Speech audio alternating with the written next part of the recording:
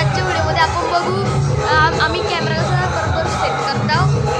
तो मी तुम्हाला सांगलेला camera video लवकर दाखवेल. ती जे शॉर्ट व्हिडिओ बनेल जे जास्त काम आहे माझा कर मूव कर फुल आहे लेफ्ट साइड फुल आहे टर्न. हां हे बघा गाईस डाऊन.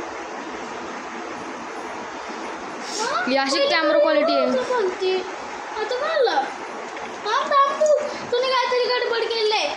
तर गाईस आता CCTV कॅमेराची पूर्ण सेटिंग झालेली आहे. तर बघू शकता तुम्ही कॅमेरा ऑन आहे.